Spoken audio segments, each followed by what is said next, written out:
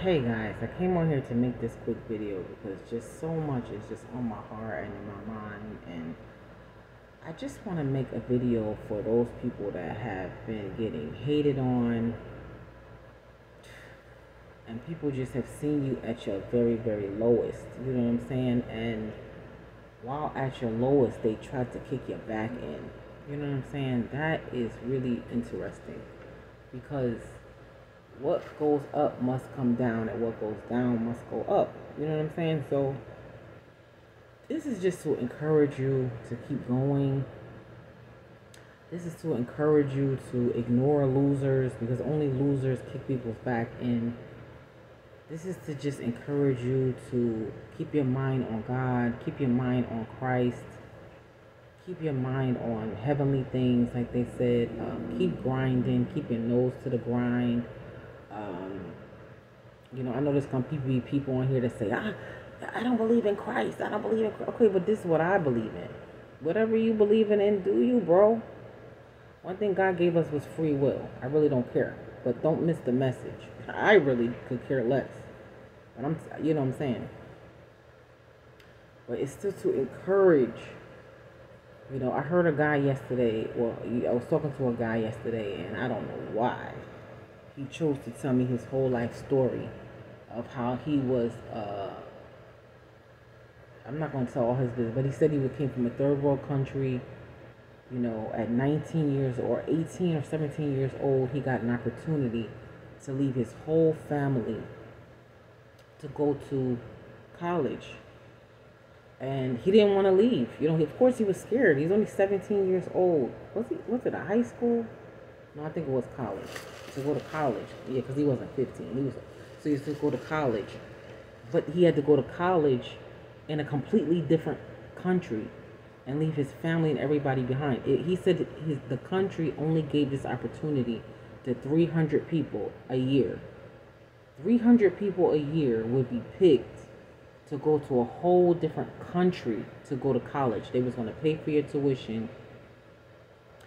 They would listen to the message here. They was going to pay for his tuition, pay for his housing, but of course nothing else. So when he went to school, he got a job also. He would go to school full time, do good grades, and go to work. But he was away from all his friends, his family, his parents, and everything. And he was only about 17 years old. He said he got a job at like a 7-Eleven, you know what I'm saying? He had to learn a whole nother language also. I might as well tell his business. He said he was from Afghanistan, and he had to go all the way to Russia. Hear me when I'm talking to you. Russia to go to college. So he had to learn Russian to be able to function in a whole nother country at 17 years old. Forget about the trauma of leaving your parents and everything. And his family didn't even have money to really give him spending money. So he got a job too. And worked so well at the job. Nobody told him to go get a job. He said he went up the street and asked the people, do you need help? Do you need help? And they was like, yeah. He worked so well at that 7-Eleven, stocking stuff and doing stuff and working with the customer, that he said a man came in one day and said, how much longer do you have in college? Now, this is a true story. How much longer do you have in college? And he said, I have another year and a half, like 2 years. And the guy told him, you work so well. See, you don't never know who's watching you. Then when you're done in college, come see me. I got a job for you. He said when he was almost done, the guy came back. I bet he probably seen the guy, here and there. And said, you're done now. Go get your stuff and come with me. Now, mind you, he still was down bad. You know what I'm saying? Like he had money just because he graduated college. That's what a lot of people don't know. You struggle in college, and just because you're done and we walked across the stage don't mean that you just, boom, came out of college and now you got money. Like, no. It's such a misconception when you are doing, that's a whole nother message. But anyway. So he was done in college. And the guy came back and said, okay, come with me. He said he packed up his stuff. Now, mind you, he still don't even know this guy from a can of paint. But he packed up his stuff by faith. Packed up his stuff. Went to this guy. He said he went to the guy's house and lived with the guy for a week. And then after the week, the guy got him his own apartment across from where he wanted him to work, and he said, okay, I'm paying for your apartment, I just need you to basically run my company. And he was running this guy's company. He said, I picked you because I know I can trust you. So he had been watching him and watching his work ethic for 2 years, and he picked him to you don't know, anyway. My mom always used to tell me that you don't know who's watching you. You don't know. She told me that since I was a young child, and I used to hate that because I used to be like, I gotta stay in line because some random people might be watching me.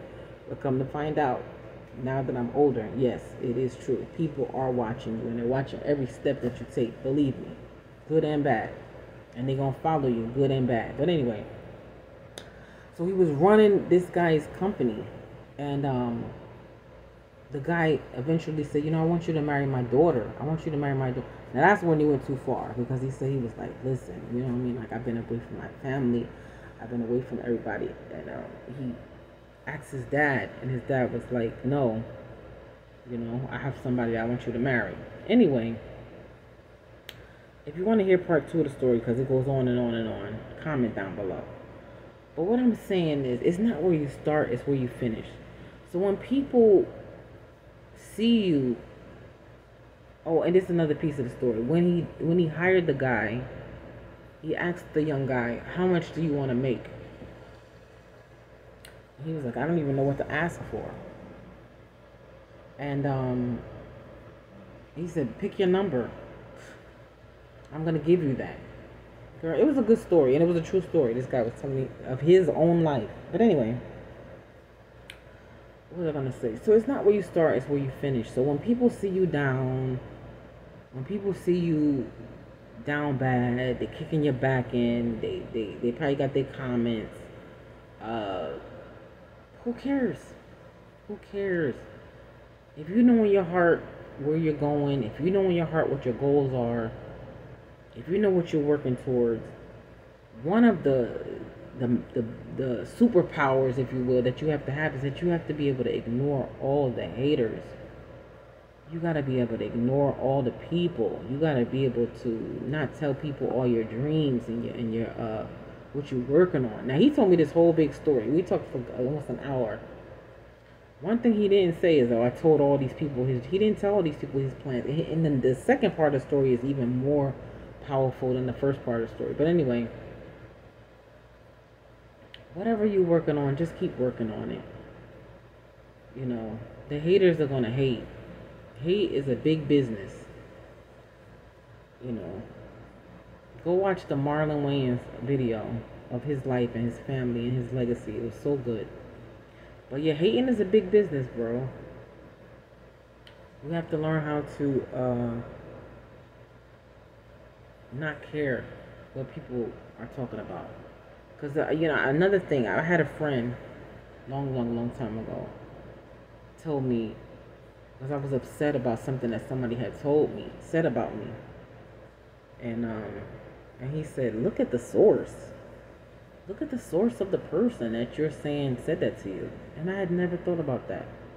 Look at the source. Is this person that's kicking your back in, are they even where you're trying to go? 9 times out of 10, they're not. Have they accomplished what it is that you're accomplishing and what you're trying to accomplish? 10 times out of 10, not. So look at the source, because 9 times out of 10, a person who has already accomplished what you're trying to accomplish, they're going to encourage you. They're going to lift you up. They're going to pick you up. It's the person that have not accomplished a lot of those things that's going to try to kick you back in, because they don't want you to go where they have never even been. They don't want you to get up.